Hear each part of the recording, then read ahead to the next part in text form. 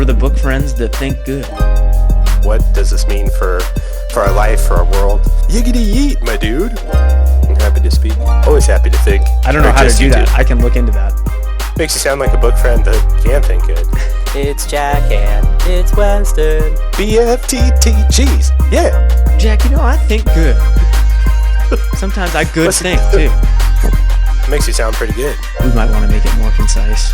We are going to attempt to grapple and answer 3 questions. Number 1, what did we learn? Number 2, what did we disagree with? And number 3, what are we going to do about it? I am ready to roll. I'm in it. Weston, my book friend, tell me, what book is it that we're thinking good about today? You ready to get going? Yas. Today, we discuss knowing what you don't know. Field Guide to Lies and Statistics. How you know what you don't know? Or how do you not know what you do know? Or how do you know what you know you don't know you do? You do. You do know that you don't know what you do know. This chapter is so short, Jack, there aren't any subtitles even. No subtitles, but he did squeeze in a four box chart. He sure did. And when you say squeeze, I think you're on to the right sort of situation. He squeezed it in there for sure. Basically, this whole chapter is about breaking down a Donald Rumsfeld quote. And I'm just going to read the quote because otherwise this chapter makes no sense without it. The quote is from U.S. Secretary of Defense Donald Rumsfeld. As we know, there are known knowns. There are things we know we know. We also know there are known unknowns. That is to say, we know there are some things we do not know. But there are also unknown unknowns. The ones we don't know, we don't know. Yeah. And basically the whole chapter is breaking down that quote and helping us, consider what we know and what we don't. Weston, learnings from this chapter. Anything? My learning is that the dude loves the Punnett squares too much. Too much. So that it's to his own detriment. Yeah, the Punnett square, the 4x is just such an interesting. I don't know. One concept that actually I learned about when I was in college that comes up in this chapter that I found interesting as a reminder is the idea of like falsifiable claims. So basically, like. He makes the point on page 212. A properly formulated scientific hypothesis is falsifiable. There are steps we can take, at least in theory, to test the true state of the world, to determine if the hypothesis is true or not. And I thought that falsifiable claim was an interesting thing to consider as like a litmus test for fact. And so I appreciated that point. Okay. All right. Yeah. Could you do you want to speak more to that about why you thought, as opposed to what, I guess, is what I'm wondering. I just think it's a helpful heuristic, right? It's a helpful guide for thinking or way to filter information where you consider is this claim falsifiable, right? Could it be not just is it verifiable, right? Can it be proved true, but could it be proved false? Is an interesting, like I said, heuristic, litmus test, whatever you want to say. It's something to consider as a foil to our regular way of thinking, which is mostly especially what you hear in this day and age is fact checking. But really, it is a good point that honestly, most of the time it's actually a lot easier to falsify than it is to verify. Yeah, that's actually, yeah. Okay. So I just found that was a helpful call out to getting to this point because essentially talking about the Punnett square. So the 4 options he lays out are because Donald Rumsfeld gives us basically 3 of these possibilities, right?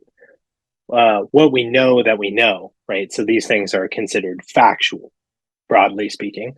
What we know that we don't know, these are questions. These are the things that scientific hypotheses are based around. We know we don't know this, but we don't know why or what the parameters are. And then what we don't know that we do know is something that Levitin injects that is not part of that quote that we talked about at the beginning. So these are like, he talks about when you when you like are faced with a question and you like answer it, you're like, I didn't even know that I knew that. Or like the correct trigger is offered. He gives the example of like who you sat next to in third grade, where like there's information there, but like you may not be able to access it, or like the right trigger may be given and you may access it.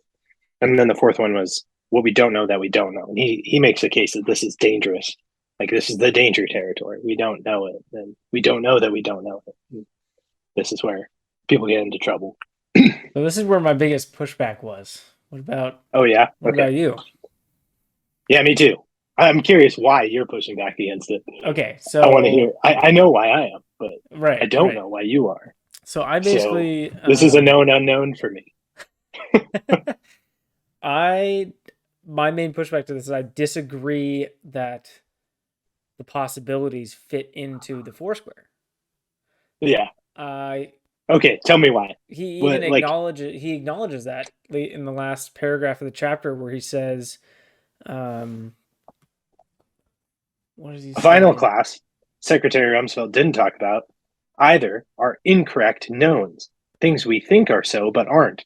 But yeah, so he mentions- says there that yeah. a fifth category is things that we think are so but aren't, right? Like he Yeah. references Yes. earlier in the book. Mhm. And as I was thinking about it, and tell me if you think these fit into those categories if they're separate. But I think there's a sixth possibility here, which Okay. would be things we know but don't want to believe. So we like actively are contradicting ourselves, like, things but you don't want to be true. You're like, I know that's true. Yeah. I wish that wasn't the case. I thought that could be a separate category. And then I thought, I feel like many a scientist have made their career and their life about that. I know this is true, but I'm going to try to prove that it's not. yeah, Also, politicians. yeah, that more so is what I was thinking. Yeah. But Yeah. then also like, I don't know how else to say this, but like having all the puzzle pieces, but not having the mental space or current perspective to put them together coherently yet. That's a really I know long it, but I title. can't. I know it, but I can't know it yet. Like, I guess, yeah. So tell me, this is kind of what I was thinking, because I was thinking about my own life, and Yeah. I feel like my career is like a perfect example of that kind of like gobsmacked knowledge, right? Like things that you should have known a long time ago, I guess. But it's like looking at all the evidence leading to my point. I should have known. Yeah, I should have known.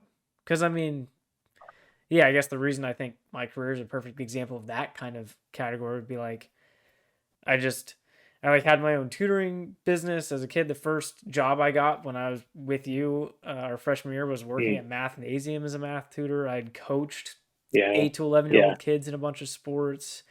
Another job I got while I was at school was tutoring for the underclass or undergrad classes. And then I had another job where I was working as a para at an elementary school. And then I had a different situation, like in an ethics class. These were all like separate decisions I made. In an ethics class, we had to have community service hours built in. And I chose to go to a Title I school in the city and do homework helper for an hour after school for a couple weeks with kids.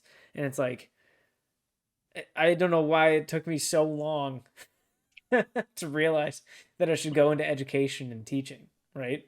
Yeah. So like, what do we do about like, I don't know, do you think that's a separate category or do you think it fits into one of these?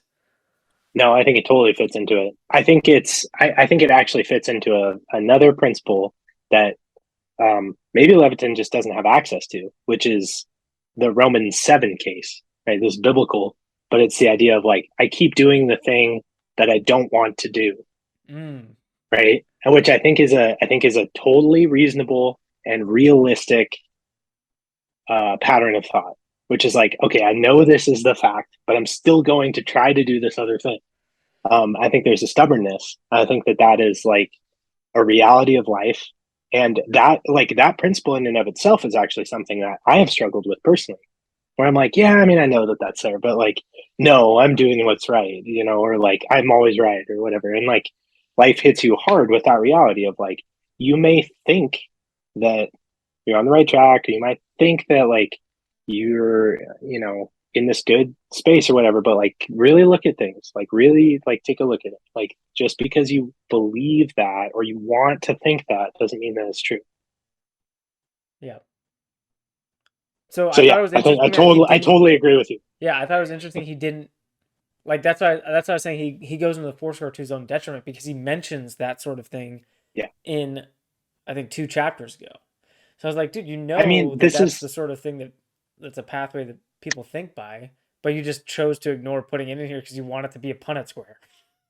dude, this well, I mean, this brings up yeah, right. Yeah, it's like I have a model. I mean, that's actually pretty good. The Punnett square is itself an example of the thing that we're talking about, which is like I want everything to be categorized into four categories. Exactly. There can't be a fifth or sixth or third. There can't be three. There must be four. Yeah. Yeah. I mean, yeah. I think that this pushes at one of my major pushbacks of the book, and I anticipated it from the very beginning of it, and it's something that's just been consistent throughout, which is like this author's over reliance on science, his like insistence on empiricism and knowability of things, and his like and measurement of things. Right, everything is measurable, everything is knowable. I just think that those are false premises. Personally, I think there's an element of like intuition that goes into our decision making and our thinking and knowing. And I just think it can't be ignored.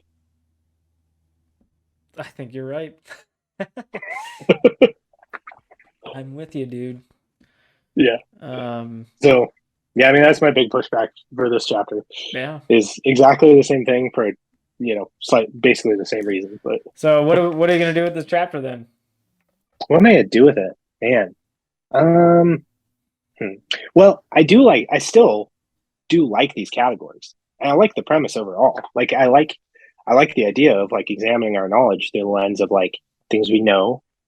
Um, I think the other thing is like, I do like that he brought up that final class, like things we know but aren't so, because I think that so many things fall into that category, which is like I know this for certain, 100% fact, and the reality is like the more you live, the more you're like, oh, this thing I've assumed forever is actually false. Like I encounter that all the time, particularly relationally. I think that our like social judgments are an area where I'm constantly surprised at my own lack of understanding. And I'm the older I get, the more willing I am to accept that fact. Just like, oh yeah, I don't know everything. And like maybe somebody's story can tell me something new that I don't know because my experiences are limited. My experience is that I've moved more from the what I know to what I know I don't know as I go. Like at one point I thought, oh, I know a lot. And then like slowly over time I realized like, oh, I actually don't know much more than I do. That's funny. As I've gone through life, I've definitely had the opposite. I've like always felt like I've known hardly anything at all. Really? Yeah. I've Yeah. never felt like I'd known like, or I'll put it this way. I feel like I am an expert in a handful of things, but like outside of that, I don't know anything hardly, right? Like that's how I feel. Yeah. Like Yeah. I could just talk to dude, you for hours and hours about, specifics that have to do with education, planning, curriculum design, things like that. If you wanted to talk yeah. any aspect of like Pokemon, right? Or like NFL or NBA history, but like I don't know. There are things I know a little bit about, but not a ton.